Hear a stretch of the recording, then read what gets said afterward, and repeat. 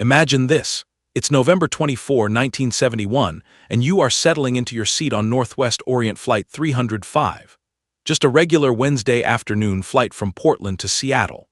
36 passengers, a handful of crew, maybe 45 minutes in the air.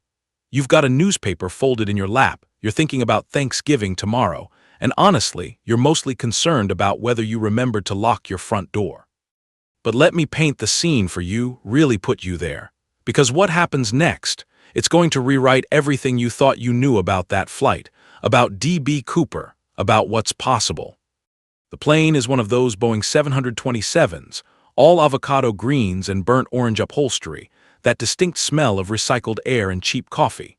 You're in seat 18C, window side, and you've got a decent view of the tarmac as passengers shuffle past you. The usual crowd. A businessman with his briefcase handcuffed to his wrist. A young mother struggling with 2 kids and a diaper bag. An elderly couple arguing quietly about whether they turned off the stove. And then there's him. Row 18D, right across the aisle from you. He sits down with this unnaturally smooth motion like he's done this exact thing 1,000 times before. Dark suit, black tie, white shirt, wraparound sunglasses even though you're indoors, even though it's overcast and gray outside. His briefcase, brown leather, unremarkable, rests on his lap with both hands positioned on top of it, not clutching it nervously, not casual, just positioned, deliberate. You don't think much of it, not yet. The flight attendants go through their safety demonstration, that choreographed dance you've seen so many times you could perform it yourself. The engines whine to life, that deep mechanical hum that vibrates through your seat and into your bones. You feel the aircraft start to taxi, and you do what everyone does. You settle in, close your eyes for a moment, let yourself drift into that liminal space between destinations. But you can't shake the feeling that something's off. Maybe it's the way the man across the aisle hasn't moved. Not once. His head faces forward, those sunglasses reflecting the overhead lights, and he's so still he might as well be a mannequin. You tell yourself everyone has their own way of dealing with flight anxiety. Some people white-knuckle the armrests. Some people pray. Maybe this guy just goes completely rigid. It's fine. It's normal. Except nothing about him feels normal. The plane reaches cruising altitude. The seatbelt sign dings off. People start shifting, pulling out books and magazines, and that's when he moves. Smooth, calculated. He catches the eye of Florence Schaffner, one of the flight attendants walking down the aisle, and he passes her something. A note, folded once. She takes it with a polite smile, probably thinks it's a phone number, you figure, some businessman shooting his shot, and she tucks it into her pocket without reading it. But he leans forward. You hear his voice for the first time, low and calm and somehow worse than if he'd been shouting, "Miss, you'd better look at that note. I have a bomb." Your blood goes cold. Florence's face drains of color as she unfolds the paper, and you watch her mouth form a silent O before she nods, mechanical, terrified. She walks, doesn't run, doesn't scream, just walks like she's in a dream toward the cockpit. And suddenly you're hyper-aware of everything. The hum of the engine sounds different now, deeper, almost rhythmic, like breathing. The overhead lights flicker once, twice, but when you glance around, no one else seems to notice. The businessman across the way is still reading his paper. The mother is still trying to calm her fussy toddler. The elderly couple has fallen asleep. It's just you, watching, trapped in this moment that's stretching like taffy. The man, the hijacker, because that's what he is now, opens his briefcase just enough for you to glimpse inside. Red cylinders, wires, your heart hammers against your ribs. This is real. This is happening. But there's something else, something you can't quite articulate, like you're watching this scene through a pane of glass that's slightly warped. Florence returns with the co-pilot. They talk to him in hushed tones. He's making demands.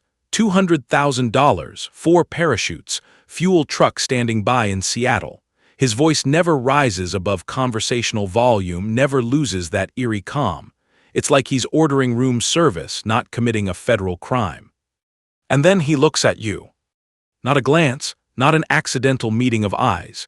He turns his head, those wraparound sunglasses pointed directly at you, and even though you can't see his eyes, you feel them, boring into you, assessing you. The corner of his mouth twitches, not quite a smile, but something worse. Recognition, like he knows something about you that you don't know about yourself. You look away fast, your hands trembling as you grip TH. Armrests. You stare out the window, desperate for something normal, something to anchor you to reality. But the clouds outside, they're wrong. They're not moving the way clouds should move. They're sort of pulsing, undulating. And the light filtering through them has this quality you can't name, this sickly greenish tint that makes your stomach turn. You blink hard, rub your eyes, tell yourself it's just stress, just fear playing tricks on your mind. When you open your eyes again, you catch a reflection in the window. His reflection. He's still watching you. And this time you swear, God, you swear, you can see him smiling behind those sunglasses. The plane drones on toward Seattle, toward whatever comes next. And somewhere in the back of your mind, a small voice whispers, this isn't how the story is supposed to go.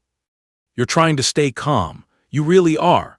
You're sipping that complimentary drink, ginger ale that tastes faintly metallic like the can has been open too long, and you're telling yourself that this is just a hijacking, just a crime. Something that has a beginning, a middle, and an end. Something that makes sense according to the laws of cause and effect. But your mind won't stop racing. The plane is circling now, burning fuel while they wait for his demands to be met on the ground. Seattle-Tacoma Airport is scrambling. You know this because the captain made an announcement, calm, professional, the kind of voice that's supposed to make you feel safe, explaining there would be a brief delay before landing. He didn't use the word hijacking. He didn't have to. Everyone on this plane knows what's happening, even if most of them are pretending they don't. The businessman across the way has read the same paragraph of his newspaper 17 times. You've been counting. The mother has given up trying to entertain her kids and is just holding them now, whispering into their hair. The elderly couple is still asleep, or maybe they're just really good at pretending to be asleep, and honestly, you can't blame them. Ignorance sounds pretty appealing right now. But you can't look away, can't stop watching him. The hijacker sits in that same position, briefcase on his lap, hands resting on top. He's been negotiating with the crew in that eerily polite way of his, like he's discussing the weather rather than threatening to blow a hole in the side of the aircraft. Florence keeps shuttling back and forth between him and the cockpit, her smile getting thinner each time, stretching across her face like plastic wrap pulled too tight. And that's when you start noticing the little things, the wrong things. Florence walks past you toward the cockpit, her heels clicking on the floor in a steady rhythm, click, click, click, click. But when she comes back 30 seconds later, you swear you hear the exact same sequence. Same rhythm, same cadence, like someone pressed rewind and played it again. You shake your head, stress. It's just stress making you hypersensitive to patterns. Except then the radio static happens. It crackles over the intercom, brief, sharp like tearing paper, and the captain's voice cuts in with an update. The money is being gathered, the parachutes are being located, everything is proceeding according to plan. The static crackles again, that same tearing sound, and you hear the update repeat, word for word, exact same inflection. The money is being gathered, the parachutes are being located, everything is proceeding according to plan. No one else reacts, no one else seems to hear it. You glance at the woman across the aisle, and for just a fraction of a second, so quick you almost miss it, her face blurs. Not like she moved, not like the plane hit turbulence. Her features just smear like a photograph left out in the rain before snapping back into focus. She's staring straight ahead, completely oblivious. Your heart is pounding so hard you can feel it in your throat. You grip your armrest, the vinyl squeaking under your fingers, and you try to ground yourself in something real. The seat beneath you. The cold air from the overhead vent. The faint smell of cigarette smoke drifting from the back rows. These are real things, tangible things. You're not losing your mind. But the cabin feels different now. Smaller, like the walls are pressing in incrementally, so slowly you can't quite catch them in the act. The air has weight to it, this oppressive thickness that makes each breath feel like you're inhaling wet cotton. And underneath everything, underneath the engine hum and the murmured conversations and the crying baby 3 rows back, there's another sound. A low-frequency hum that you feel more than hear, vibrating in your bones, patient and vast and utterly indifferent to your existence. It's the sound of something waiting. You risk another glance at the hijacker, and he's looking down at his briefcase now, running one finger along the edge with this almost tender gesture, like he's petting a cat, like the bomb inside is something precious. And you find yourself wondering, really wondering what's going through his mind. What drives a man to do this? Is it the money, the thrill, some calculated risk-reward analysis that makes sense in his head but nowhere else? Or is it something else entirely, something you couldn't understand even if he explained it? The plane banks slightly, adjusting course, and you press your face to the window. Below, you can see the lights of Seattle starting to emerge through the gray November twilight. Civilization, safety, so close you could almost touch it. But those clouds are still wrong, still pulsing with that sickly light, and now you notice something else. They're not moving past the window the way they should. It's like the plane is suspended in amber, pushing forward but never getting anywhere. Time stretches, contracts, becomes elastic and unreliable. The captain's voice crackles over the intercom again, not repeating this time, something new, announcing that they've been cleared to land in Seattle. The ransom has been secured. The parachutes are waiting. In your gut, you know what happens next because you've heard this story before. Everyone has. D.B. Cooper lands in Seattle, the passengers deplane, he keeps the crew, the plane takes off again, and somewhere over the wilderness of Washington state, he jumps into legend. That's how it's supposed to go. That's how history remembers it. But there's that voice in your head again, that small, insistent whisper. This isn't how the story is supposed to go. The plane touches down with a jolt that rattles your teeth. Through the window, you see vehicles racing across the tarmac, unmarked cars, probably FBI keeping their distance, a fuel truck, and a figure carrying something, probably the ransom and the parachutes. The businessman finally stops pretending to read his newspaper. The mother clutches her children tighter. Everyone is holding their breath, waiting for this to be over. The transaction happens quickly. The back stairs lower with a mechanical whine, and agents pass up a canvas bag that must weigh a fortune and 4 parachutes, 2 primary, 2 reserve, just like he demanded. The passengers are released, shuffling off the plane in a quiet parade of relief, and you almost join them. You almost stand up. But something keeps you in your seat. Not fear exactly, more like inevitability, like you're an actor who's forgotten their cue to exit the stage. And then there are only 6 of you left. The pilot, co-pilot, flight engineer, Florence, the hijacker, and you. Why are you still here? Why didn't you leave with the others? The question circles your mind like a vulture, but you have no answer. The plane refuels, takes off again, headed north toward Reno like he instructed. The rear stairs are prepared for his jump. Everything is falling into place exactly as it should. He stands up, takes his briefcase, starts walking toward the back of the plane, toward those stairs and the night sky and his place in history. But then he stops, just freezes mid-step, and you watch his head tilt slightly like he's listening to something you can't hear. Florence is in the cockpit. No one is watching him. He could jump right now. He should jump right now. But he doesn't move. And the air, Jesus, the air, it thickens like someone just poured concrete mix into the cabin. You try to take a breath and it's like sucking through a wet towel. The lights flicker once, twice, and that low-frequency hum you've been feeling all along surges, becomes almost audible, almost visible, a presence pressing against every surface. Reality itself is holding its breath. And in that crystallized moment, you understand with absolute certainty, he's not going to jump. Whatever is supposed to happen, whatever history remembers, it's not going to happen that way. Not here, not in this version of events. He turns around slowly, and even from your seat, even though he's 30 feet away with his back to the dim emergency lighting, you can see him smiling.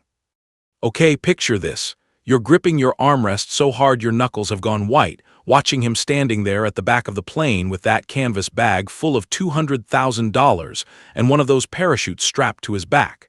This is it. This is the moment that's supposed to cement his place in American folklore. D.B. Cooper, the man who jumped into the storm and vanished into legend. Except he's not moving.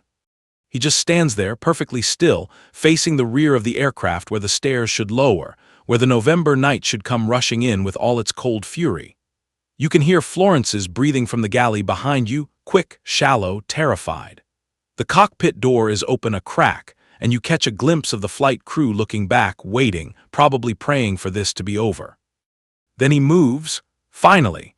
He reaches for the control that will lower those stairs, and you watch his hand close around it with the same deliberate precision he's shown for everything else. He pulls. The mechanism engages. You hear the motors whirring, the hydraulics hissing. the seal should break, the stairs should fold down and away. The cabin should depressurize in a violent rush that makes your ears pop and your eyes water. But nothing happens. He pulls again, harder this time. The motors whine in protest, that sound drilling into your skull like a dentist's drill, but the door doesn't budge, not even a millimeter. It's like someone welded it shut while you weren't looking, like the laws of physics just decided to take a coffee break. You watch his shoulders tense, the first sign of anything other than that unnatural calm he's been wearing like a mask. He yanks on the control again, then again, and you can see his jaw working behind those sunglasses even though his back is to you. The parachute on his back shifts with each movement, and the money bag dangles from his hand, $200,000 that suddenly means absolutely nothing. Because he can't leave. And if he can't leave, then neither can you. That's when you notice the windows. You've been so focused on him that you haven't looked outside in how long? Minutes, hours. Time has gotten slippery, like trying to hold water in your hands, but now you turn your head and what you see makes your stomach drop into your shoes. The sky is wrong, not wrong like those pulsing clouds from before, wrong in a way that shouldn't be possible. It's this endless, swirling gray that seems to move in directions that don't exist. Not up, not down, not any orientation you can name. It's like looking into static, into the space between television channels, except it goes on forever and it's hungry and it's looking back at you. The plane is still flying, you can feel the engines thrumming, feel the slight turbulence, but you're not going anywhere. You're suspended in this gray nothing, this void that exists outside geography, outside maps, outside reality itself. What the hell? The hijacker's voice cuts through the cabin, and it's the first time you've heard genuine emotion from him. Confusion, maybe even fear. He abandons the door controls and moves to the nearest window, pressing his face against the glass like a kid at an aquarium. What is this? No one answers. What answer could there possibly be? Florence emerges from the galley, her movements jerky, puppet-like. The radio, she says, and her voice sounds far away even though she's right there. The captain tried the radio, there's nothing, no tower, no other aircraft, just static. You try to swallow, but your throat has gone desert dry. Your mind is racing, grasping for rational explanations the way a drowning person grasps for anything that floats. Equipment malfunction, freak weather, some kind of electromagnetic anomaly. These are things that exist in the real world, things that can be explained and fixed and survived. But deep down, in that lizard part of your brain that evolved to recognize predators in the dark, you know this isn't any of those things. The plane banks suddenly, sharply, and you grab your armrest as the cabin tilts, but there's no corresponding G-force, no feeling of momentum. It's like being on a simulator ride where your eyes tell you one thing but your body feels another. The gray outside the window swirls, and for just a moment, so brief you almost miss it, you see shapes in the static. Vast, geometric, wrong. And then they're gone. Did you see that? Florence whispers, but she's not looking at you. She's looking at the window, at that infinite gray, and tears are streaming down her face. Did you see? The pilot's voice crackles over the intercom, but it's wrong too, distorted, like it's coming from underwater or from very far away or from yesterday. Ladies and gentlemen, we're experiencing we're going to, just remain calm and. The words dissolve into static. That same tearing paper sound you heard before, but now it won't stop. It just keeps going, rising and falling, and underneath it you hear that low-frequency hum again, that vast patient presence pressing against the hull of the aircraft like deep-sea pressure. You look around the cabin and realize everyone is moving strangely, not smoothly. There are little skips like frames cut from a film. Florence raises her hand to her face, skip, and suddenly her hand is already touching her cheek. The hijacker turns toward you, skip, and he's 3 feet closer than he was a second ago. Time is breaking down, coming apart at the seams. And that's when the hallucinations start. Or maybe they're not hallucinations. Maybe they're just reality showing you its true face. You blink and the cabin is full of passengers again. All 36 of them sitting in their seats, staring straight ahead with empty eyes. You blink again and you're alone, just you and the gray void pressing against the windows. You blink and the businessman from before is standing in the aisle, his newspaper held in front of his face, except the newspaper is blank, and when he lowers it, he doesn't have a face either, just smooth skin where his features should be. You try to scream, but no sound comes out. The plane banks again, that same disconnected motion. The engines drone on with metronomic consistency, and you realize with growing horror that they sound exactly the same as they did 5 minutes ago. Not similar, identical, like a loop, like someone pressed replay. "This isn't right," someone mutters behind you, and you spin around so fast your neck cracks. It's the flight engineer standing in the cabin now, his uniform disheveled, his eyes wide and glassy. He's looking at the bulkhead, at the galley, at the windows, like he's seeing them for the first time, like he's seeing them for the 100th time. "What did you say?" Your voice comes out hoarse, desperate. He turns to look at you, and there's something in his expression that makes your blood run cold. Recognition, resignation, soul-deep exhaustion. "This isn't right," he repeats, slower now, each word weighted with meaning you can't quite grasp. His eyes meet yours, and you see madness there, or maybe perfect clarity, or maybe they're the same thing. "We've been here before." The words hang in the recycled air like smoke. We've been here before. Before when? Before how? You want to grab him, shake him, demand answers, but your body won't respond. You're frozen in your seat while the gray void swirls outside and the engines drone their endless song, and somewhere in the back of your mind, a voice that sounds like yours but older, worn down, asks a question you're terrified to hear answered. How many times have we flown this flight? How many times have we watched him try to jump and fail? How many times have we been trapped in this moment, this impossible moment, circling in the static between what is and what should never be? Now it's just you, the hijacker, and a handful of terrified strangers in this metal tube hurtling nowhere. Or maybe not hurtling, maybe just existing, suspended in the gray like a fly in amber. It's been how long? You check your watch and the hands are moving, but they don't mean anything anymore. Time is just theater at this point, going through the motions without the substance. You unbuckle your seatbelt. No one stops you. The fasten seatbelt sign isn't even on anymore, and you realize you can't remember when it turned off or if it was ever on to begin with. You stand on legs that feel like they belong to someone else and make your way toward the cockpit, gripping seat backs as you go because the floor seems to tilt in ways that have nothing to do with flight dynamics. The cockpit door is wide open now. Inside, the captain and co-pilot sit at their controls, hands on the yoke, eyes forward, going through the choreography of flight even though there's nowhere to fly to. Their instruments glow with soft light, altimeter, airspeed indicator, attitude indicator, all showing readings that can't possibly be accurate because you're in a void where measurements don't exist. "What's our position?" you hear yourself ask, and your voice sounds strange in your own ears. Hollow, like it's coming from the bottom of a well. The captain doesn't turn around. "We're maintaining heading 035 at 20,000 feet, airspeed 180 knots. "Heading to where?" He doesn't answer that. Can't answer that.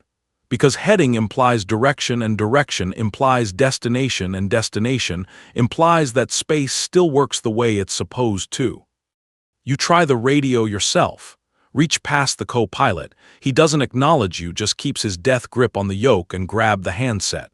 "Mayday, mayday, mayday. This is Northwest Orient Flight 305. Can anyone hear me?"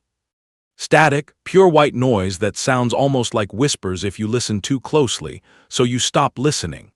You hang up the handset and back out of the cockpit, and that's when you notice Florence sitting in one of the first-class seats, her perfect flight attendant composure completely shattered. She's staring at her hands like she's never seen them before. "Florence," you slide into the seat across the aisle from her. "Are you okay?" She laughs, but there's no humor in it, just this broken, brittle sound. "Okay, that's funny, you're funny." She finally looks up at you and her eyes are red-rimmed, pupils blown wide. "Do you remember boarding this flight?" "Of course but you stop. Do you? You remember being in the airport, remember checking in, remember walking down the jetway, but when you try to focus on the details, they slip away like water through your fingers." Yes, I remember." "What were you wearing?" The question catches you off guard. What? When you boarded, what were you wearing? What's in your pocket right now? Where were you going? Who were you going to see? Her voice rises with each question, taking on a manic edge. Because I can't remember. I can't remember anything before stepping onto this plane, and I think, God help me, I think maybe there wasn't anything before. You want to tell her she's wrong, that she's just in shock, but you reach into your pocket and pull out a wallet. You open it. There's a driver's license with your face on it, but when you try to read the address, your eyes can't quite focus on the letters. There's cash. Credit cards with your name that you can't quite read. Photos of people who might be your family or might be strangers or might be no one at all. This is just stress, you say, but you don't believe it, and neither does she. Trauma does things to memory. That's normal. That's documented. Is it documented in purgatory? Florence whispers. Because that's what this is, isn't it? We died and we don't even know it. This is hell, or some waiting room before hell, and we're going to fly in this gray nothing forever. You want to argue, but what argument do you have? You look out the window at the endless static void and try to think of a single rational explanation for what's happening and come up empty. In the real world, in the history books you know, D.B. Cooper hijacked this flight on November 24, 1971. He demanded $200,000 and 4 parachutes. He got them. The plane landed in Seattle, passengers deplaned, the plane took off again, and somewhere over southwestern Washington, he jumped into the night and was never seen again. That's the story. That's what should have happened. But you're still here. The door won't open. The gray goes on forever, and time is eating its own tail. You move through the cabin, methodically checking on everyone like you're conducting some kind of investigation, like gathering data will somehow make this make sense. The flight engineer who said you've been here before is back in the cockpit now, or maybe he never left, or maybe he left and returned in one of those time skips you can't quite catch. Reality is getting sloppy with continuity. The hijacker is sitting in that same seat, 18D, your brain supplies, clinging to meaningless details, and you notice something you didn't before. The briefcase that held the bomb is open on his lap. Empty. No red cylinders, no wires, just an empty leather case with nothing inside. It was never real, he says without looking at you, like he can feel your eyes on him. The bomb. I needed you to believe, so you believed. Why? The question comes out raw, desperate. Does it matter? He finally turns his head and you realize he's taken off the sunglasses. His eyes are hollow. Not figuratively hollow, literally hollow, like someone scooped out the contents and left just the sockets, dark and infinite and wrong. We're here now. We're always here. This is the moment we exist in, looping and looping and looping.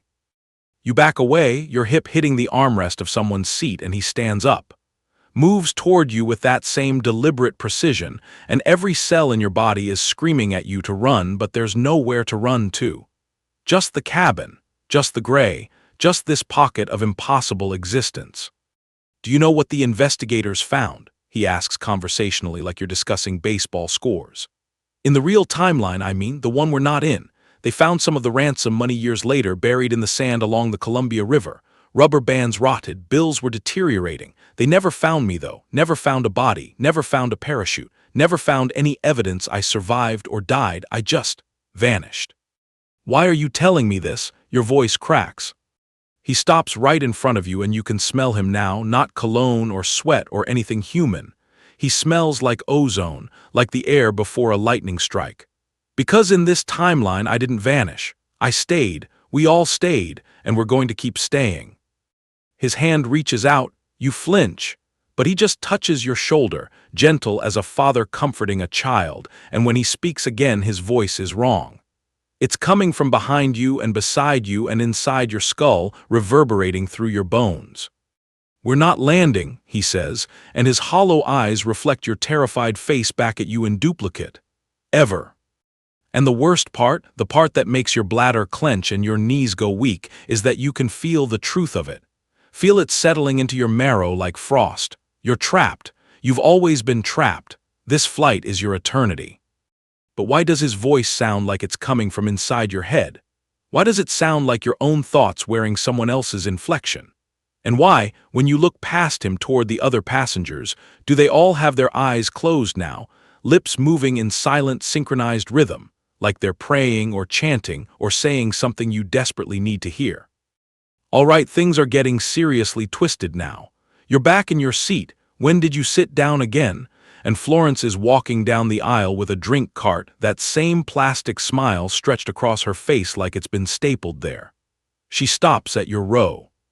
"Coffee or tea?" she asks, bright and mechanical. Neither, thanks." Your throat is dry, but something about the offer makes your stomach turn. She pours you coffee anyway, hands you the cup. The liquid is dark and thick, and when you bring it to your lips, you're not sure why you do. Your body just goes through the motions. It tastes like ashes, like burnt paper, like the end of things. You set it down and look at your watch. 8:47 p.m. You could swear it said 8:47 the last time you checked, but that was, how long ago? You wait, count to 60 in your head, check again. 8:47 p.m. And that's when you hear it. Florence's voice from behind you, perky and dead inside. "Coffee or tea?" You spin around. She's at the row behind you now, offering the same cart to the flight engineer. He takes coffee. She pours, he drinks. And you watch his face contort for just a second, disgust, horror, recognition, before smoothing back into blank acceptance. "This has happened before," you say out loud, to no one, to everyone, to the void pressing against the windows. The flight engineer looks at you, really looks at you, and nods once, slow and deliberate, like he's confirming something you both already knew but neither wanted to say. You need to understand this. Need to find some pattern, some explanation, something that will let you pretend you still have agency in whatever this is. So you stand up, again, always again, and make your way to where the hijacker is sitting. He's not there. His seat is empty, the briefcase sitting on the cushion like an invitation. You glance around. No one's watching, or everyone's watching and it doesn't matter. The distinction seems meaningless now. You grab the briefcase. It's heavier than it should be for being empty, and when you open it fully this time, you see what you missed before. There's a false bottom. Your fingers find the catch, surprising yourself with how naturally you do this, like you've done it before, like you've done it 100 times, and it springs open. Papers, a stack of them, covered in handwriting that shifts between meticulous and manic. You pull them out, spread them across the empty seats, and start reading. Coordinates, numbers that should correspond to latitude and longitude but don't match any location on Earth. They reference degrees beyond what the globe contains, directions that don't exist in three-dimensional space. There are sketches too, endless skies rendered in obsessive detail, clouds that form shapes that hurt to look at, horizons that curve the wrong way. And there are notes, fragments of thought written in increasingly desperate scrawls. Third iteration. Subjects maintain cohesion for approximately 47 minutes before fragmentation. The door must not open. The door cannot open. Opening requires destination. They don't remember. Good. Memory is the enemy of purpose. It chose this flight, this moment, this configuration of souls. There must be a reason. Your hands are shaking as you read. These aren't the notes of a hijacker planning a robbery. These are the notes of someone documenting an experiment, or a ritual, or something that doesn't have a name in any language you speak. There's one more page buried at the bottom, a passenger manifest, Flight 305, but your name isn't on it. You scan the list twice, 3 times, looking for yourself, but you're not there. According to this official record, you were never on this plane. It's messing with your head, isn't it? You jump, papers scattering. The hijacker is standing in the aisle. When did he get there? Those hollow eyes fixed on you, not angry, not anything, just observing. "What is this?" You gesture at the papers, your voice cracking. "What are you doing? What are we doing here?" "We're serving a purpose," he says simply. "The universe has certain requirements, certain equilibria that must be maintained. Sometimes that requires sacrifice. Sometimes it requires repetition. Sometimes it requires a moment to be trapped in amber, replayed endlessly so that other moments can continue uninterrupted." That's insane. Is it? He tilts his head, and you notice his neck bends at an angle that's slightly off, like he's a mannequin someone assembled incorrectly. You felt it, didn't you? When you boarded this flight, that sense of inevitability. Like you were always going to be here, like every choice you ever made was funnel-shaped, guiding you to seat 18C on November 24, 1971. And God help you, you did feel that. You've been trying not to think about it, but now that he's said it out loud, you can't deny the truth. You don't remember deciding to take this flight. You don't remember booking the ticket. You just appeared here, like you were conjured, like you're not a person but a component. What's outside? You ask the question that's been building in your chest like pressure. What's waiting out there in the gray? His smile widens and you see that his teeth are all the same size and shape, uniform as piano keys. Not what, who, or maybe it's both. Language breaks down out there. Categories become meaningless. But it needs us to stay here in this loop, maintaining this exact configuration of consciousness and fear and desperate hope. We're a battery, an anchor, a seal. Against what? Against it getting in, or maybe against us getting out. The distinction becomes irrelevant after enough iterations. You look down at the papers again, at those impossible coordinates and sketches of skies that should not be. How many times have we had this conversation? This exact one? First time, but variations. Hundreds, thousands. You always find the briefcase, you always read the notes, and you always ask the same questions in slightly different orders, like you're solving a puzzle you can never quite complete. Your knees feel weak. You sink into the nearest seat and the vinyl is cold against your back, colder than it should be, like it's been sitting in a morgue. My memories, you hear yourself say. The ones before the flight, are they real? Does it matter? He moves closer and you realize his feet aren't touching the floor anymore, he's just hovering, or maybe the floor has moved away from him, or maybe down doesn't mean what it used to mean. Real, false, implanted, genuine, these are distinctions for a universe with linear causality. We're not in that universe anymore. We're in the moment between moments, the pause between heartbeats, the held breath that never exhales. You think about your family, try to picture their faces. Find that you can't quite focus on them, like trying to remember a dream that's already fading. Were they real?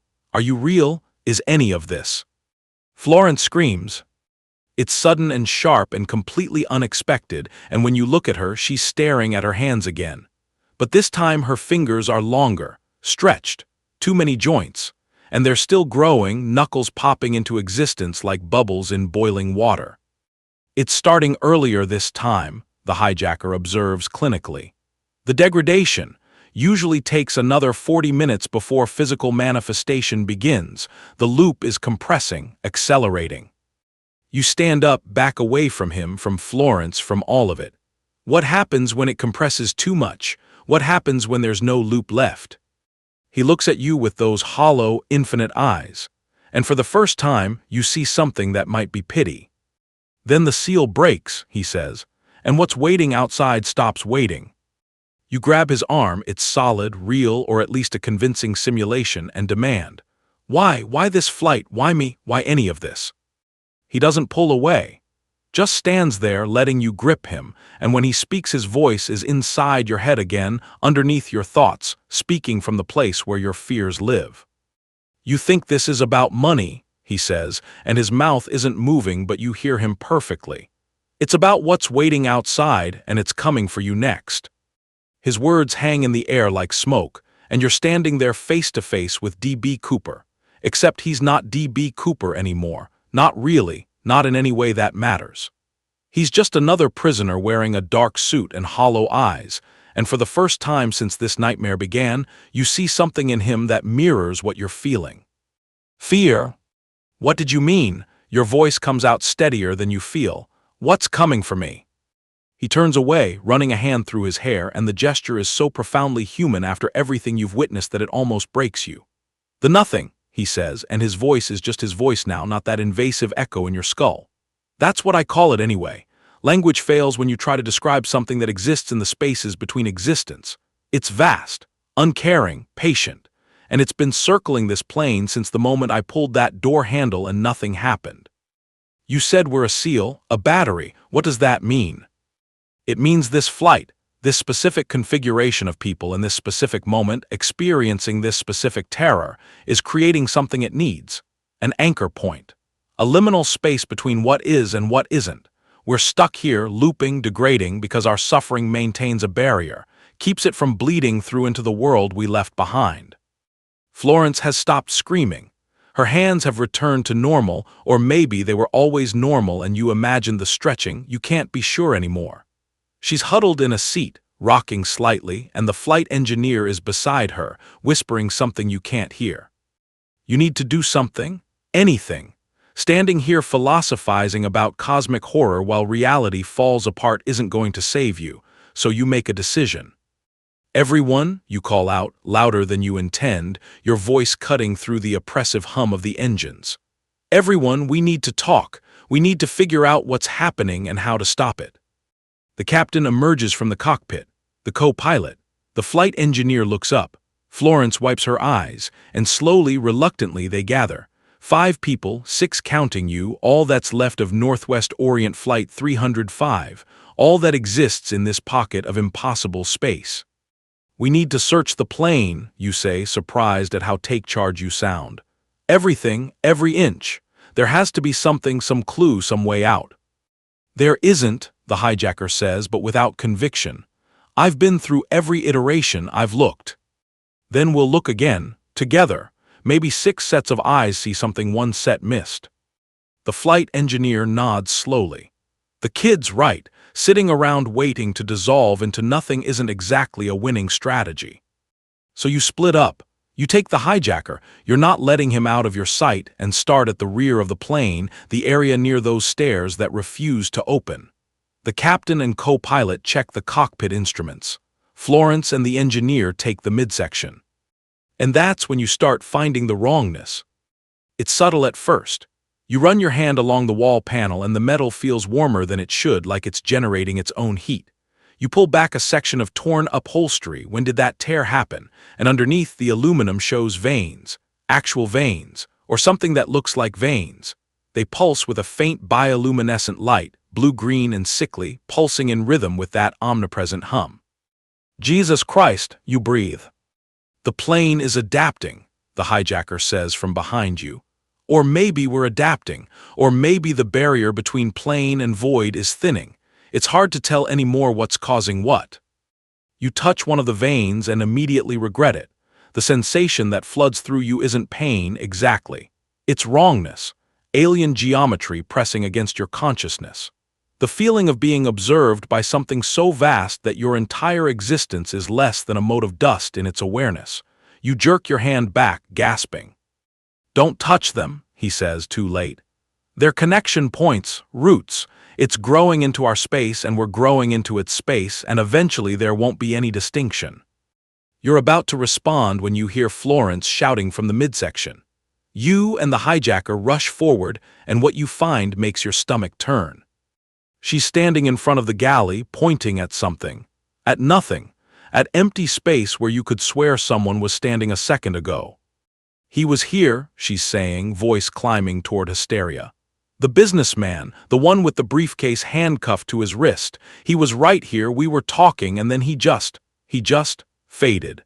Like someone turned down his opacity until there was nothing left. He wasn't on the manifest, you say, and the words come out of your mouth before you realize their significance. When I looked at the manifest in the briefcase, he wasn't listed. The flight engineer's face goes pale. What do you mean he wasn't listed?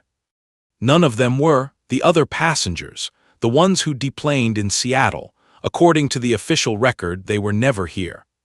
A terrible silence descends. You watch the implications ripple through the group. If the other passengers were never real, if they were just, what? Filler, props, conjurations to make the limbo feel more authentic, then what does that say about your own memories, about the lives you think you lived before boarding this flight? You try to remember your mother's face, your father's, siblings if you had them, friends, anyone from before.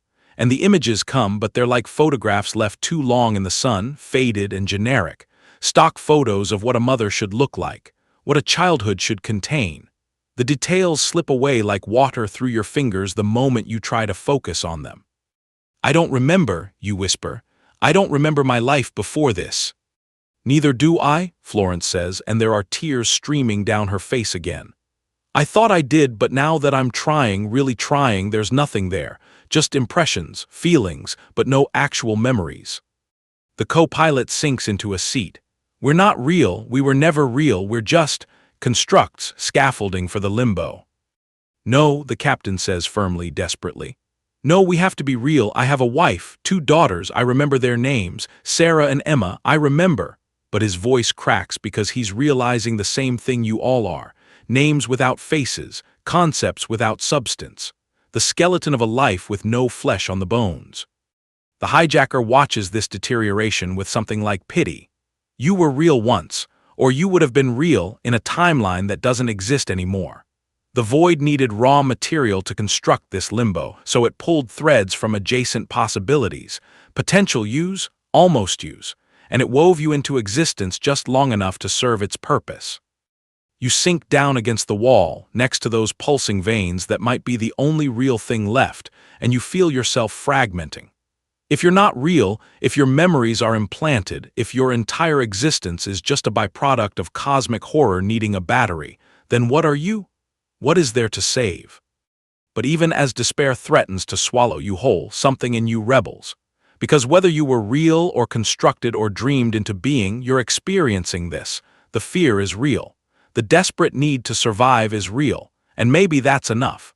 Maybe consciousness, even temporary consciousness, even doomed consciousness, is worth fighting for. We force a landing, you say suddenly, standing up. There has to be a way. We find those controls, we override whatever's keeping us here, and we go down, even if it's into the void, even if it kills us. At least it's a choice. At least it's us deciding instead of just existing for it. The captain nods slowly. The instruments are all wrong, but if we could recalibrate, if we could find some reference point. The lights flicker. Once, twice. And in that moment of darkness between pulses, Florence vanishes. Not like the businessman, fading gradually. She's there and then the lights go out, and when they come back on, she's gone. Completely. No trace. Just an empty space where she was standing and the faint smell of ozone. You spin around searching. Florence, Florence. Nothing, no response. The cabin is silent except for that eternal engine hum and your own ragged breathing. Was she real? You hear yourself ask. Was she ever real, or did we just think she was real because we needed her to be? The hijacker's hollow eyes meet yours. Does it matter? She's gone now, and the loop is accelerating, compressing. Pretty soon there won't be anyone left to remember that any of us existed. The lights flicker again, longer this time, and in the darkness you feel something vast turning its attention toward you. Not hostile, not benevolent, just aware. Acknowledging your existence the way you might acknowledge an ant before you step on it. And you realize with crystalline clarity, you're next. Okay, let's be honest. This is when panic really sets in for you. Not the background anxiety you've been pushing down. Not the intellectual terror of realizing you're trapped. This is primal, animal panic, the kind that makes your hands shake and your vision tunnel and your thoughts scatter like roaches when the lights come on. Because the seats are emptying. You're standing there in the aisle, Florence's absence still burning in your mind, and you turn to look at the cabin behind you. There are 5 of you left, you counted, 5. But the plane still has rows and rows of empty seats, and you realize with mounting horror that you can't remember when they emptied. The other passengers deplaned in Seattle, right? They walked off, relieved, grateful to be alive. You remember watching them go. Except you don't, not really. The memory is there, but it's thin, translucent, like plastic wrap you can almost see through. And the more you examine it, the more it falls apart. Because if they deplaned, why are some of the seats still warm? Why can you smell someone's perfume lingering in row 12 even though no one's sitting there? They're being edited out, the hijacker says quietly. He's slumped in his seat now, that earlier composure completely shattered. He looks exhausted in a way that goes beyond physical tiredness. Soul-deep fatigue. The void is tightening the loop, removing redundancies. It doesn't need them anymore, so it's erasing them retroactively. Soon it won't need us either. Stop talking like that, you snap, but your voice lacks conviction. We're getting out of this. How? He laughs, and it's a broken sound. Please tell me how. I've tried everything. Every iteration I try something different. I've tried crashing the plane, tried convincing everyone to pray, tried smashing my way through the hull. Nothing works. Nothing changes except us getting fewer and fewer until there's nobody left to remember that any of this happened. You grab his collar, pull him up to face you. Then tell me what happened, the real story, not the cosmic horror philosophy. I want to know about you. Who were you before this? What were you trying to do?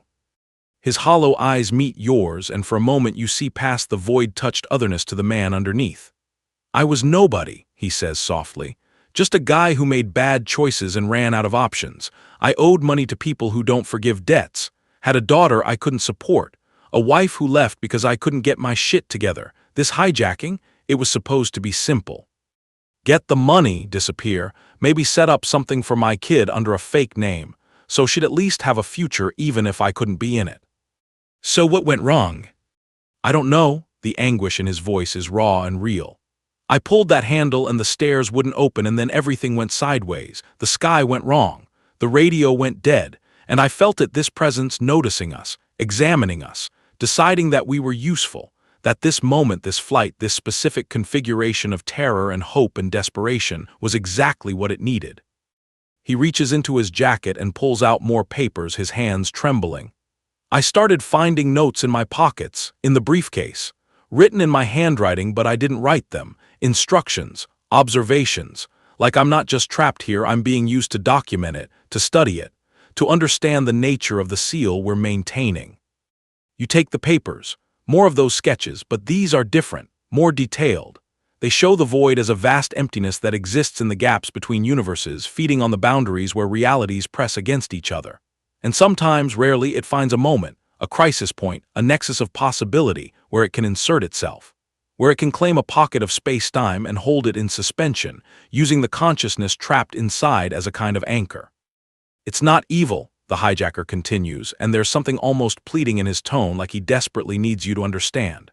That's what makes it so much worse. It's not doing this out of malice. We're just convenient, useful, like how you might trap a bug in a jar to study it, not because you hate the bug, but because you're curious. Indifferent, we mean nothing to it except as a function. A cosmic accident, that's what this is. You weren't targeted, weren't chosen for any deeper purpose. You're just collateral damage in something so vast and incomprehensible that your suffering doesn't even register as suffering. It's just data, fuel, matter being converted to purpose. Somehow that's more terrifying than malevolence would be. The captain's voice crackles from the cockpit. I need everyone up here, now.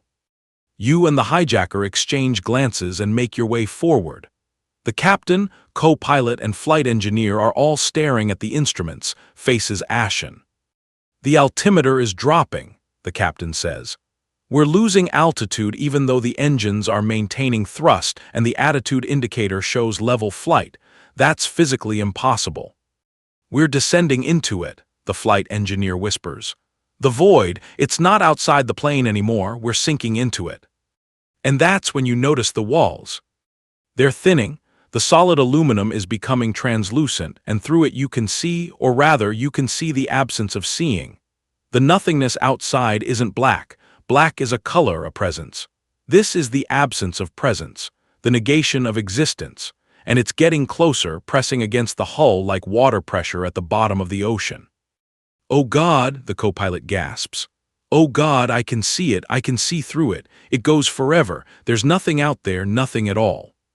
He stands abruptly, and you see madness blooming in his eyes. We have to get out, we have to. Don't, you start to say, but he's already moving, grabbing the emergency axe from its mount and rushing toward the nearest window. The captain tries to stop him, but he's too slow, too shocked. The co-pilot swings the axe, and it connects with the window with a sound like a bell tolling underwater. The glass doesn't shatter, it warps, ripples like liquid, and the co-pilot's reflection in it. It's wrong. His reflection is moving independently, smile widening too far, eyes darkening to match those hollow sockets the hijacker has. And then the reflection reaches through the glass, impossible fingers stretching across dimensions, and grabs the co-pilot by the face. He doesn't even get a chance to scream. The void pulls him through. Not through the glass remains intact, but through some fold in space that shouldn't exist, and suddenly you're looking at an empty space where he was standing a second ago. The axe clatters to the floor. 4 left. The captain makes a sound like a wounded animal and stumbles backward. The flight engineer has gone catatonic, staring at nothing, and you realize he's probably next. The fragile coalition you tried to build is shattering, everyone too terrified to think, to plan, to do anything but wait for their turn to be erased. You have to do something, anything. Your mind races through possibilities and discards them just as quickly. You can't fly the plane out, there's nowhere to fly to. Can't smash your way out, you just saw what happens. Can't reason with the void, it doesn't care about reason. But maybe you can understand it. Maybe if you understand it, you can find a flaw, a weakness, some way to disrupt the loop before it compresses down to nothing. You grab that emergency axe, ignoring the way it seems heavier than it should, the way it feels warm like living flesh. You move to a different window, away from where the co-pilot vanished. You need to see, need to confirm. Don't, the hijacker says weakly, but he doesn't try to stop you. You bring the axe back and slam it into the glass with all your strength. The window warps, ripples, and you see your reflection in it. Except it's not you anymore. The face looking back has your features, but they're hollow, empty. The eyes are voids within voids, infinite regress of nothingness. The mouth moves, but no sound comes out, and you realize with dawning horror that what you're looking at isn't a reflection. It's what you're becoming. The thing behind the glass, the hollow you, tilts its head in a gesture of recognition, of inevitability, and it smiles with too many teeth as its hand begins to press through the warping glass, reaching for you with fingers that trail wisps of absolute nothingness. You stumble backward, the axe falling from nerveless fingers, and the hollow you watches with patient malevolence as the boundaries between what you are and what you're being transformed into continue to erode. It's just you and him now.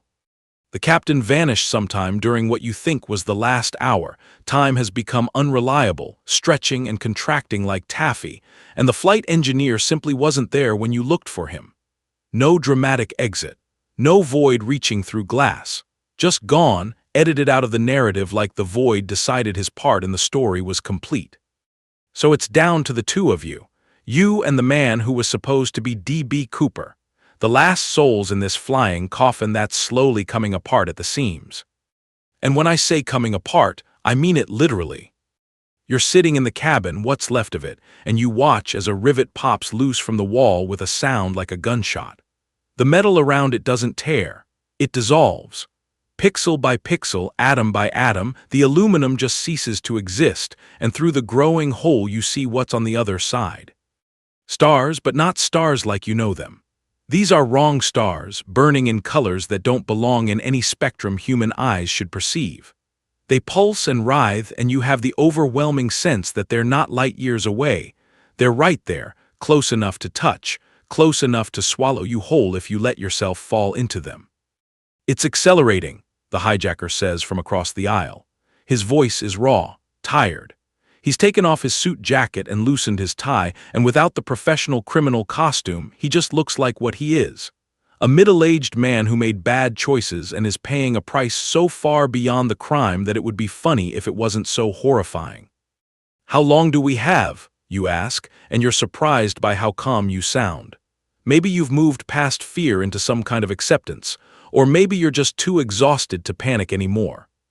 Does it matter? He gestures around at the dissolving cabin. Could be minutes, could be another 1,000 iterations of the loop. Time doesn't work right here, you know that by now. You do know that? You've watched the same conversation happen 3 times in what felt like 5 minutes. You've seen the same crack appear in the ceiling, disappear, then reappear slightly to the left. Reality is hiccuping, stuttering, breaking down like an old film reel. Tell me about your life, you say suddenly. Your real life before all this. He looks at you like you've asked him to recite poetry. Why? Because if we're going to disappear into nothing, I want to know who I'm disappearing with. I want to know that you were real, that this mattered, even if it's just to me. Something in his hollow eyes softens. He's quiet for a long moment, and you watch another section of floor buckle and warp, revealing that impossible star field underneath. You're sitting on a dissolving platform suspended in infinite nothing, and you're asking for small talk. The absurdity of it almost makes you laugh. I was a mechanic, he finally says.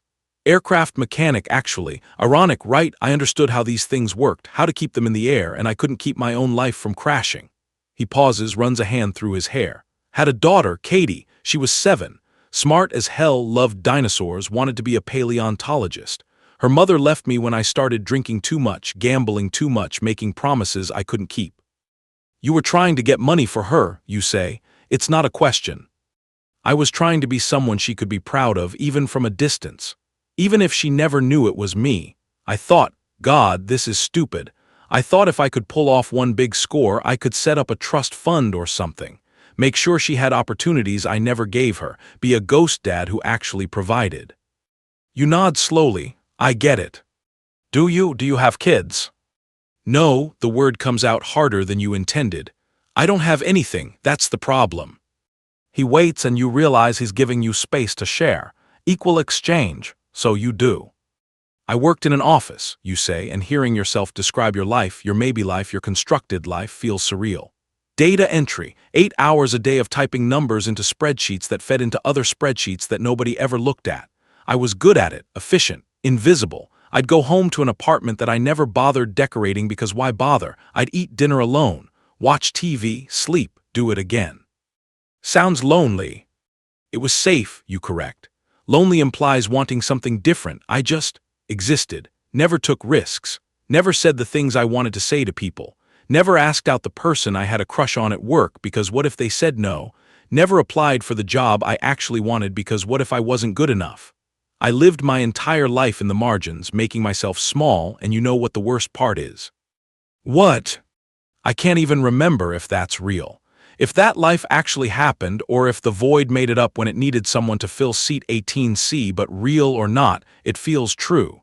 It feels like me, this quiet, suffocating mediocrity, this death by 1,000 safe choices. The plane shudders, and you hear metal groaning like a living thing in pain. More of the cabin dissolves. You're sitting in what amounts to a skeleton now, just the bare suggestion of an aircraft held together by nothing but the void's will. We're both failures, he says softly, both running from ourselves. Maybe that's why it chose us. Maybe that's what it needs, people who were already disappearing before the hijacking even happened. The words hit you like a physical blow because they're true. You were already gone, already erased. The void just made it literal. Do you think there's a reason, you ask, for any of this, some grand design or purpose or… No, his voice is flat, cert. That's what makes it so much worse. This force, this void, this nothing, it isn't evil, it doesn't hate us, it doesn't feel anything about us. We stumbled into its path the way you might step on an ant without noticing. And now we're stuck in the impression of that footstep, pressed flat, held in place, looping endlessly not because it wants us to suffer but because it doesn't think about us at all. We're an afterthought, a side effect. We mean less than nothing. Oblivion, indifferent as the stars, that's what you're facing. Not hell, not punishment. Just the mathematical certainty of being in the wrong place at the wrong moment when something vast and uncaring happened to pass through. The cabin creaks again.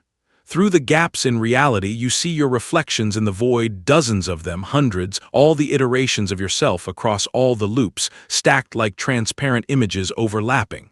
And they're all hollow, all empty, all already consumed by the nothing. There's a way out, he says suddenly. You turn to look at him. What?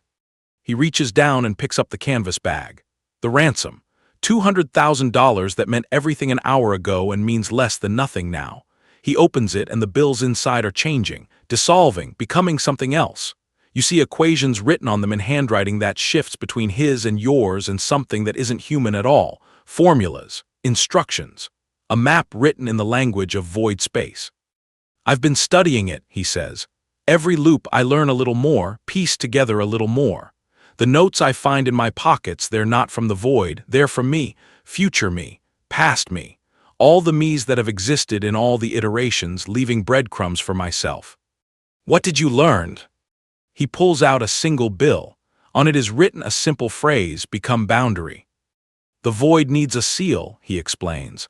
A consciousness willing to serve as the membrane between its space and normal space. That's what we've been doing, but passively, unwillingly. Just by existing here, we've been the barrier, But if we volunteered, if we actively chose to become part of it, we could control it, navigate it, maybe even escape it. At what cost? Everything. His hollow eyes meet yours. You'd stop being you, stop being human, you'd be something else, something that exists in the spaces between existence, a ghost, a concept, a permanent inhabitant of the liminal. You look at the dissolving cabin, at the void pressing in from all sides, at your own hollow reflection watching from the gaps in reality. But we'd exist, you say slowly. We'd still be conscious, still aware. In a way, changed, alien, but yes, the alternative is to let the loop compress completely, to be erased so thoroughly that we never were at all, not even a memory, not even a ghost, just gone. He holds out the canvas bag. Inside, the money has fully transformed now into something else. Instructions, a ritual, a method of surrendering yourself to the void while maintaining enough coherence to remain something. There's a way out, he repeats, and his voice is inside your head again, layered with all his other voices from all his other loops. But it means becoming part of it, becoming the thing that holds the door closed, forever. The plane shudders one final time. The floor beneath your feet is barely there. Through it, you see infinite nothing waiting to swallow you whole. He extends the bag toward you. Do you take the risk? And you realize this is it, the choice, the fracture point. Maybe this is what the loop has been building toward all along, this moment of decision, to accept oblivion or to accept transformation, to disappear, or to become something that can never fully exist but also can never fully die. The bag sits between you, and you feel the weight of eternity pressing down on your shoulders. Your hand reaches out. Your hand stops inches from the bag. No, you're not doing this. You're not surrendering, not becoming some eternal ghost keeper for a force that doesn't even know you exist. There has to be another way. There's always another way. That's what you tell yourself anyway, as you pull your hand back and push past the hijacker, stumbling over the dissolving floor toward the rear of the plane. Where are you going? His voice follows you, layered with concern and something else, pity maybe. There's no escape that way. The door won't.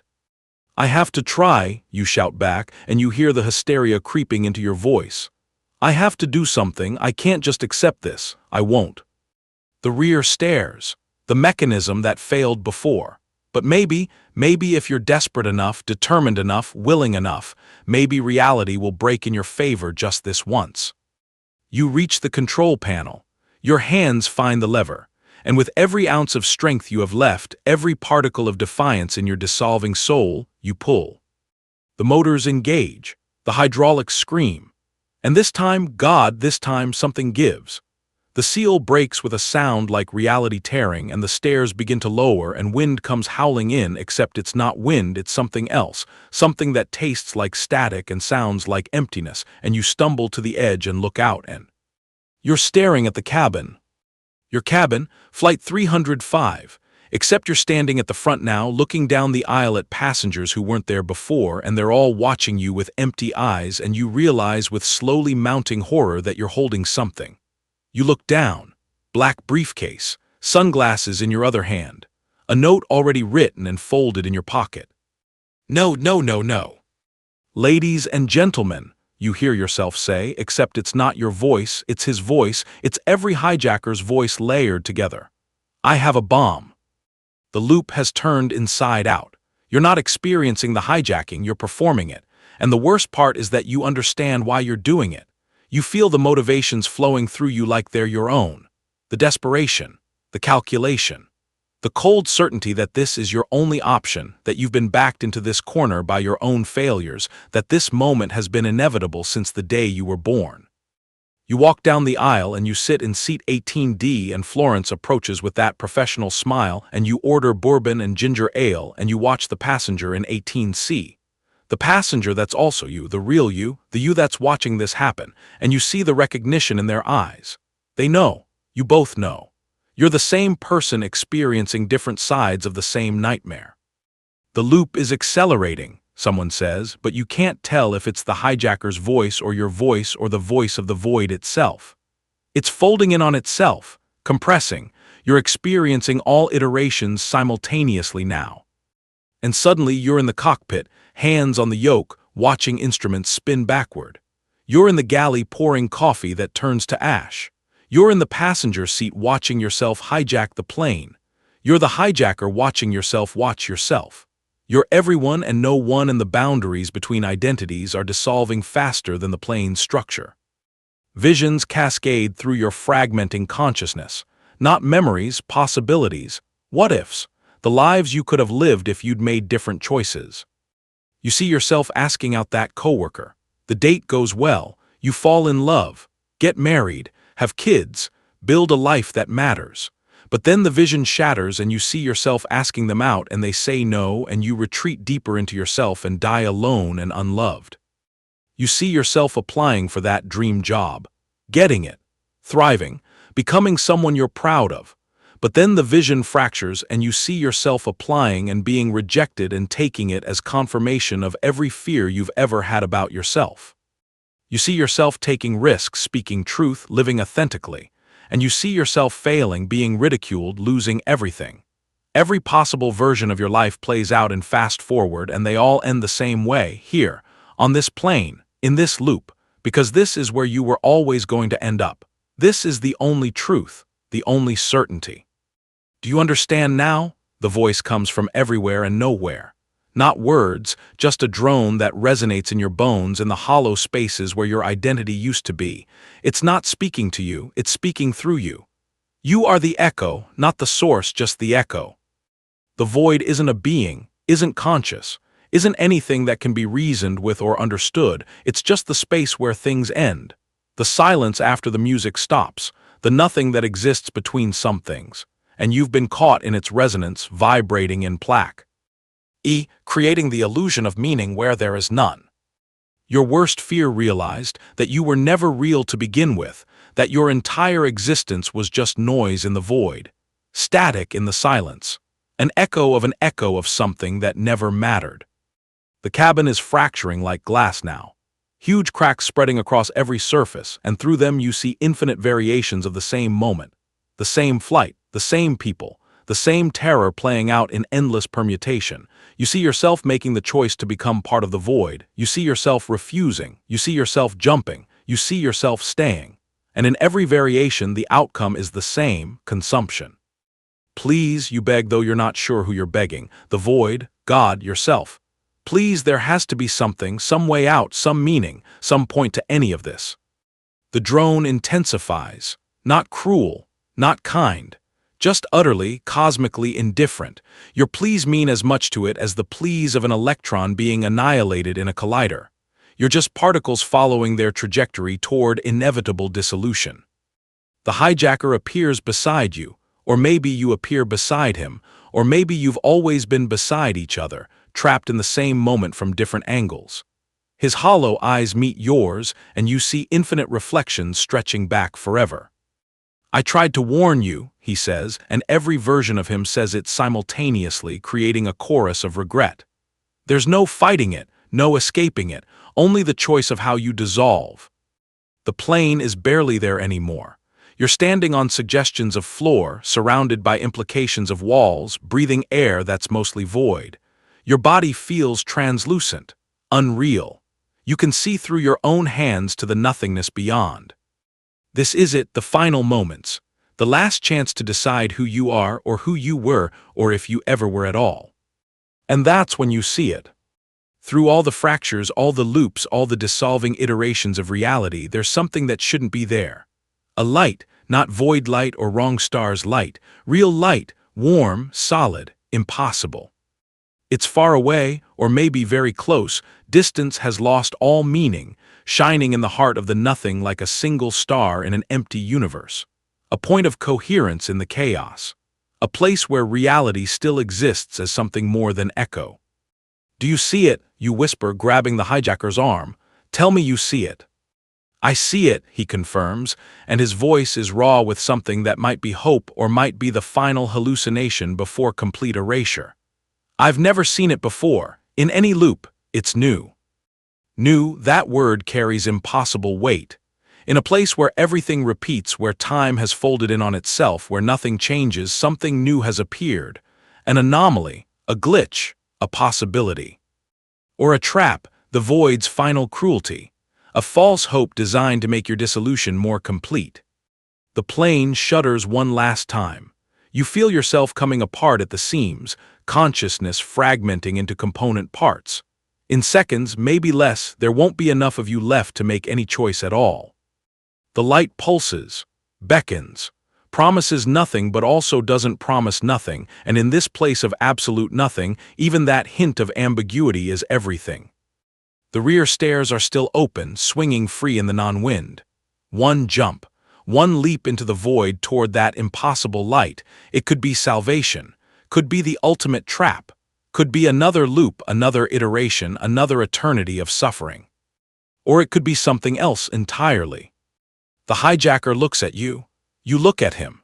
Two people who were never really people, trapped in a moment that never really happened, facing a choice that might not even be real. One jump decides it all, he says. And you realize he's right. Whatever that light is, exit or entrance, salvation or damnation, reality or delusion, it's the only thing in this entire nightmare that you get to choose for yourself.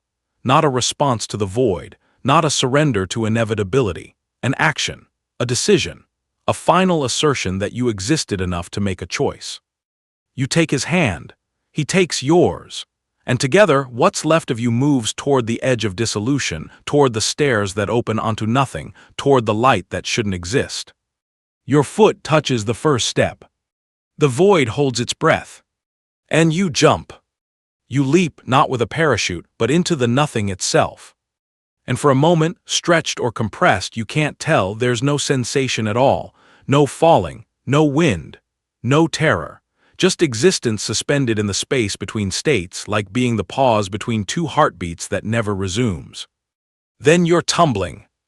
Not through air, through time, through possibility, through every version of every choice you never made, cascading past you like pages torn from a book you never got to read. You see yourself as a child at the fork in the path where you chose safety over adventure. In this vision, you take the other route, you speak up, you take the risk, you become someone brave.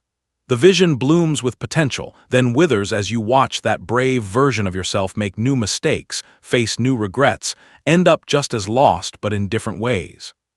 You see yourself at the airport buying the ticket for flight 305. But in this iteration, you hesitate. You miss the flight. You go home, you live, you grow old. You die in bed surrounded by people who may or may not have been real, having lived a life that may or may not have mattered, and in the end, you're still asking the same question: was any of it real? The visions accelerate. Thousands of yous, millions of yous, every possible permutation of choices and consequences, and you realize what you're seeing, what the force actually is. It's not an entity, not a being, not even a void. It's the gap in history itself, the unanswered question, the mystery that can never be solved. D.B. Cooper jumped from a plane in 1971 and was never found.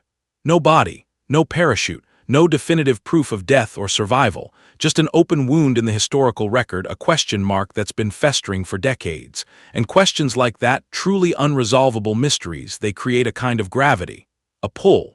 A space where possibility collapses in on itself and can't escape.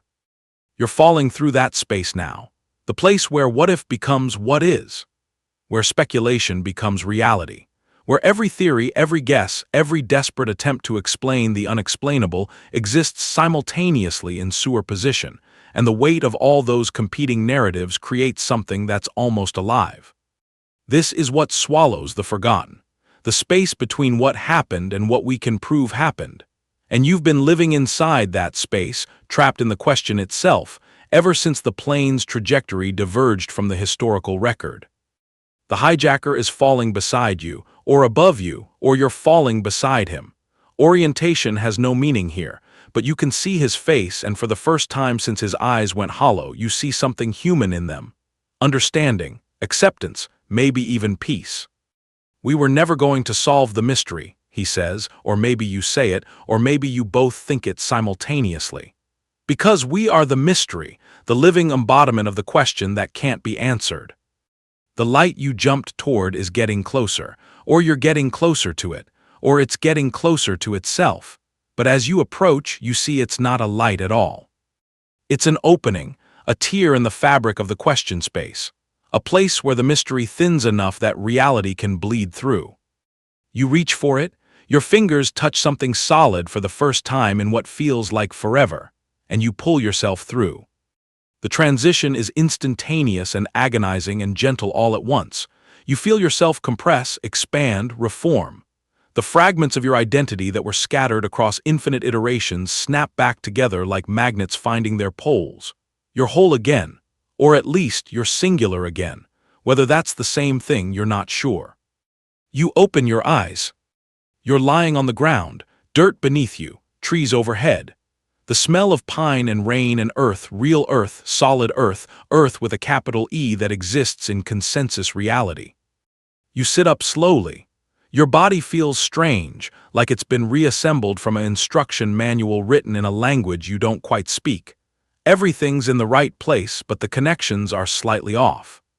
You're in a forest, Pacific Northwest if you had to guess. Washington State, maybe, Oregon, somewhere in the vicinity of where D.B. Cooper's jump trajectory would have taken him if he'd actually jumped in the real timeline. Standing up, you check yourself over. You're wearing the same clothes you had on the plane. In your pocket, you find a boarding pass for Northwest Orient Flight 305, dated November 24, 1971. The seat number is smudged, unreadable. Was it real, any of it?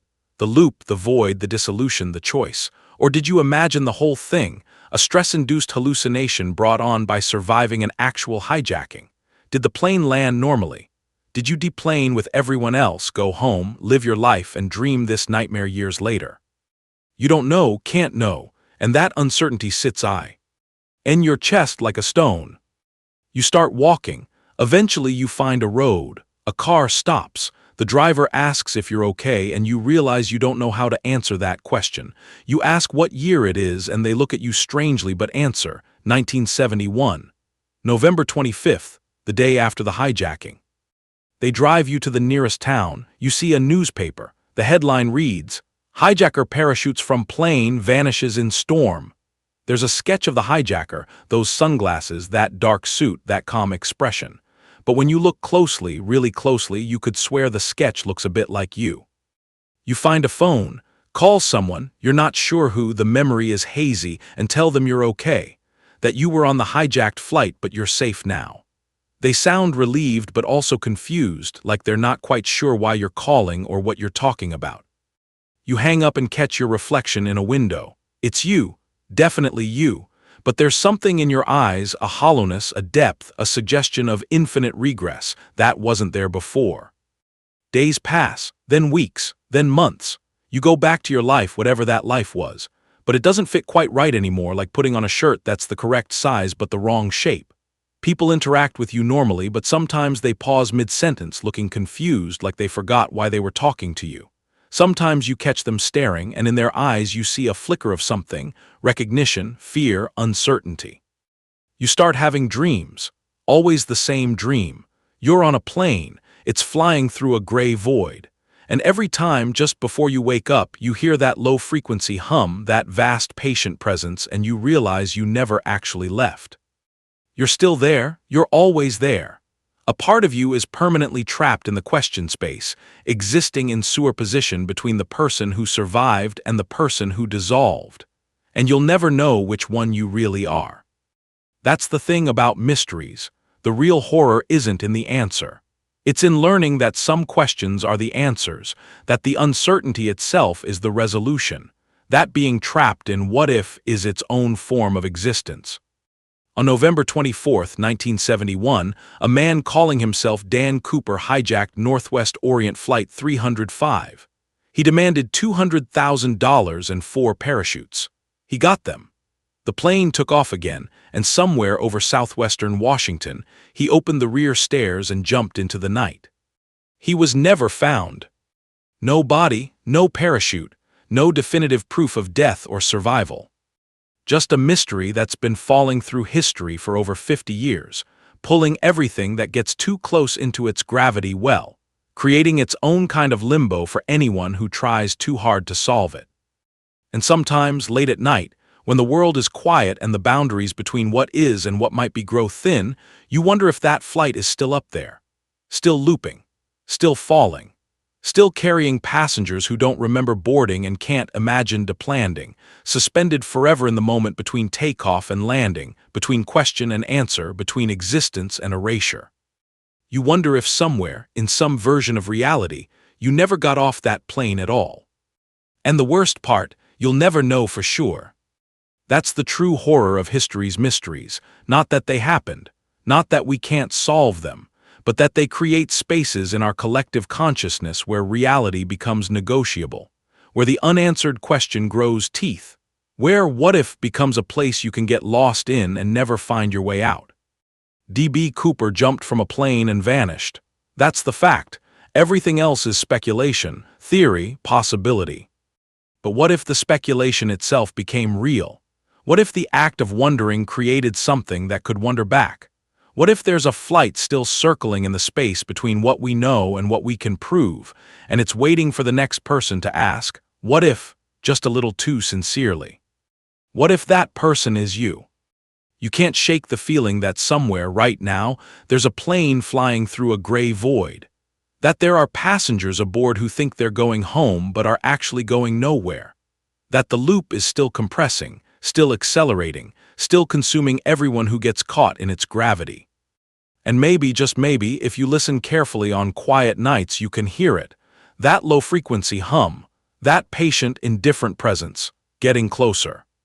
The mystery isn't solved, it's never solved, that's the point. And it's still hungry. Sleep well or don't.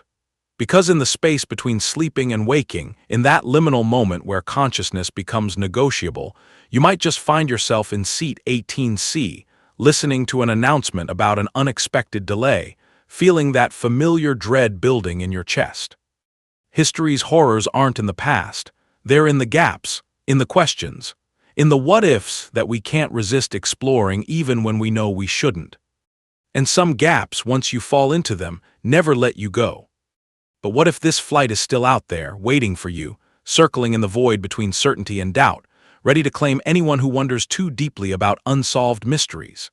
If this story gave you chills, hit that like button and let me know in the comments which historical mystery you'd want me to explore next.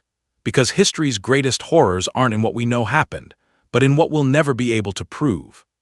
Subscribe for more alternate nightmares because every what if is a doorway and some of them lead places you can never escape from.